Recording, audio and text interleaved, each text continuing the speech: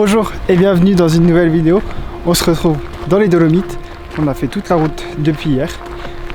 On a dormi tranquille. Ce matin on s'est reposé. On va marcher jusqu'à une petite passerelle suspendue. Et voilà comment débute notre aventure dans les Dolomites. Alors, pour vous mettre la situation au clair, je me suis tordu le genou lors de notre passage au 5 Terre et donc toutes les randos qui ont suivi le voyage, j'avais extrêmement mal au genou. Du coup on a commencé doucement et au fur et à mesure ça a été un peu mieux, mais j'avais toujours une certaine gêne. Mais on s'est donné à fond pour faire tout ce qu'on avait prévu de faire.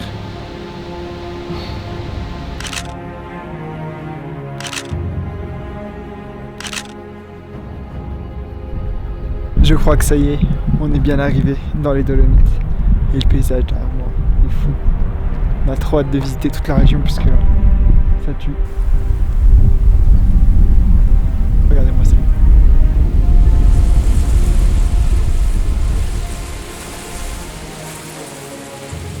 Vous vous rappelez sûrement que dans la fin de la dernière vidéo, on n'avait pas trop le moral et c'était pas facile pour nous.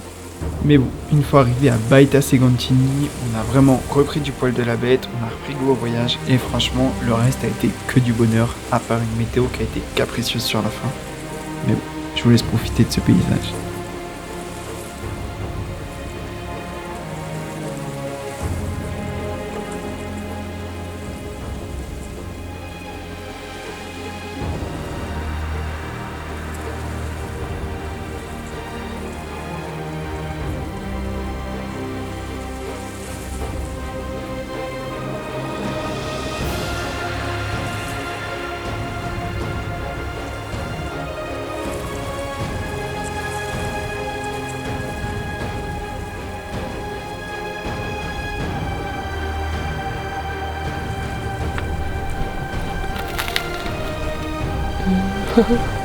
Ce soir pour manger on a du petit speck bien italien avec son fromage au piment, on se régale.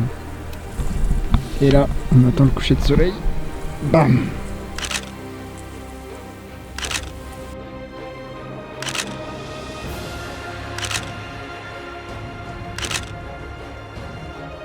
On profite du coucher de soleil au niveau de Baita Segantini. C'est le nom du refuge qui est juste derrière et on peut profiter du coucher de soleil très tranquillement. Il y a une route qui mène jusqu'ici, donc nous on est monté en voiture. On ne pourra pas dormir ici parce qu'il n'y a pas le droit. On prendra la direction du lac de Carezza pour être à la première heure demain là-bas, parce que c'est un lac très touristique. On ne veut pas que ce soit blindé de monde parce que sinon ça gâche un peu l'ambiance. Le road trip dans les Dolomites commence royalement bien.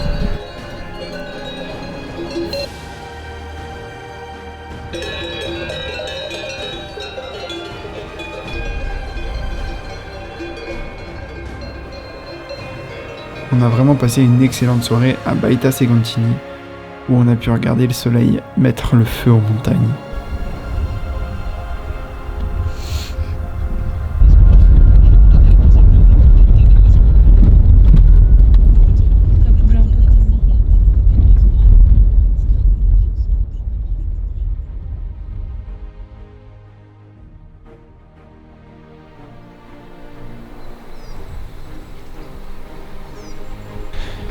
Il est 6h, 6h30 à peu près.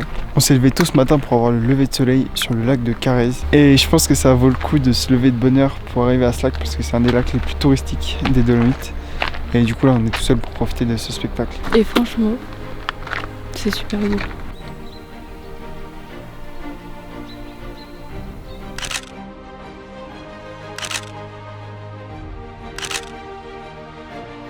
Le lac, il est un peu comme tous les lacs qu'on voit en ce moment. Il est atteint de la sécheresse et du coup il y a vraiment moins d'eau que d'habitude. Je sais que ce caillou là par exemple, il était dans l'eau et là il n'y est plus du tout. Donc je pense qu'il y a au moins 4-5 mètres d'eau en moins sur tout le lac. Et c'est vrai que ça rend vachement moins bien qu'avant. Mais bon, ça reste joli.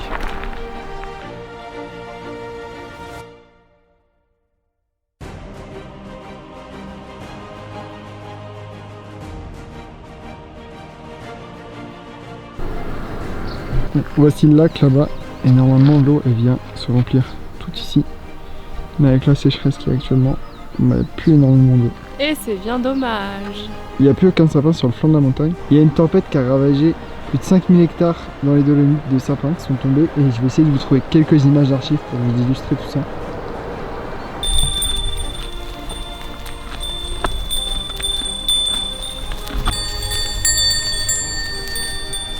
Puis le lac de Carrez de ce matin, on a fait à peu près 1 heure de route. On vient d'arriver dans la ville de Siusi où il y a l'église de San Valentino qui est plutôt bien placée avec les montagnes derrière. Ça donne vraiment de magnifiques photos.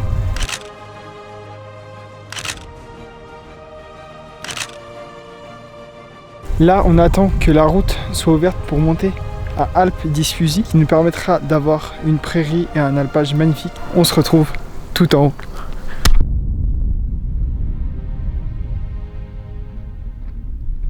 On vient d'attaquer une petite rando à l'Alpe di Siusi. On cherche un spot pour manger et avoir une belle vue ce soir au niveau du coucher de soleil. Et dans la vallée, là, il y a plein de petites maisonnettes. Il y a un panorama sur toutes les montagnes aux alentours. On est très très bien. Vous pourrez retrouver aussi toutes les photos que Jules a fait pendant ce voyage en Argentique sur le compte Julie Penaud-du-bas.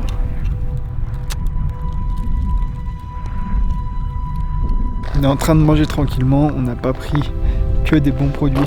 On est surtout au gâteau apéro et aux bonbons. On n'avait plus grand chose dans la voiture, il va falloir qu'on aille refaire des courses. Mais là, je sais pas si vous voyez, mais là-bas on voit Ceseda. C'est là où on va demain pour faire une randonnée. On n'est pas resté une éternité à l'Alpe di Siusi parce qu'on n'avait pas l'année pour voyager.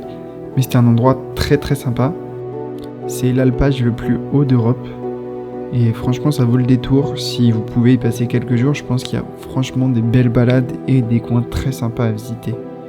Le cadre est incroyable, il est vraiment dépaysant. Et il y a moyen de louer certains des chalets en Airbnb je pense. Et donc je pense que là tu t'éclates de fou.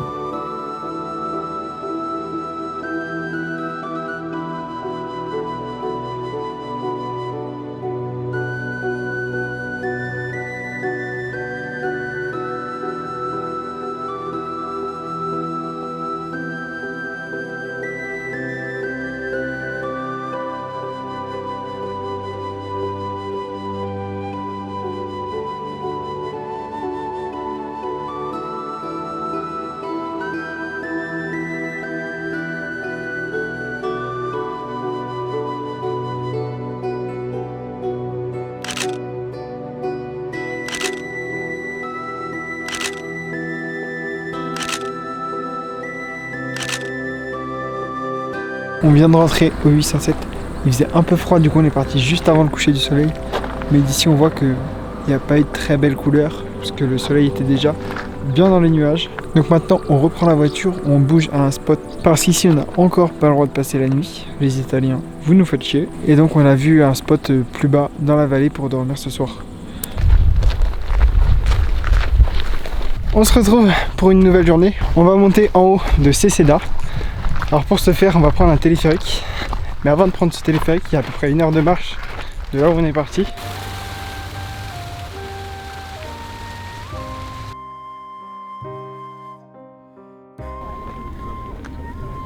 Il est aussi possible d'accéder à Ceseda à pied sans prendre le téléphérique, mais forcément avec mon genou qui faisait toujours mal, c'était pas évident. Ceseda, ça reste l'un des plus gros incontournables si vous venez dans les Dolomites. Parce qu'avec ces montagnes et ces falaises de l'autre côté, c'est vraiment magnifique et vous allez en prendre plein la vue.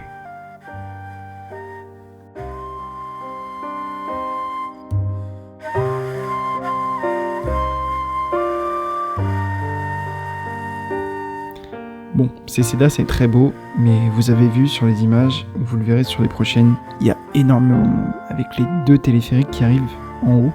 Forcément c'est blindé de touristes. Mais bon, d'une règle générale, si vous voulez aller dans les Dolomites, il vaut mieux y aller hors période.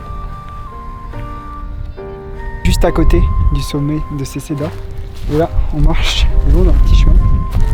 Et là on peut voir qu'il y a énormément de vide en dessous de nous. Je pense pour l'instant c'est un des plus beaux endroits qu'on ait vu. Donc tous ceux qui passent dans les Dolomites, je vous conseille franchement de venir ici à Ceseda parce que c'est vraiment trop beau.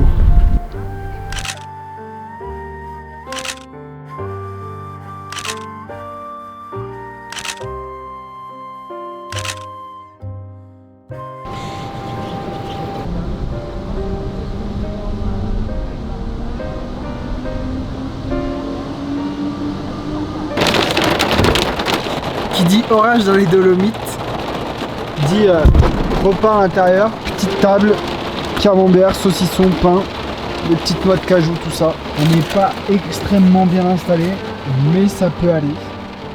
Au moins on n'est pas trempé quoi. Malheureusement la vidéo s'arrête ici. Quand j'ai tourné ça, je pensais que j'allais pouvoir rajouter l'ascension du Pisboé dans cette vidéo, mais en fait ça faisait une vidéo qui était vraiment trop longue et j'avais pas envie de mettre le Pisboé à la fin parce que c'est l'endroit qu'on a le plus kiffé lors de ce voyage et les images sont folles, l'aventure qu'on a vécue là-bas est folle, donc on se retrouve dans une prochaine vidéo pour découvrir cette partie et la suite du voyage. J'espère que vous avez kiffé la vidéo, on se retrouve très bientôt dans une prochaine vidéo. Jusque là, portez-vous bien, allez, ciao.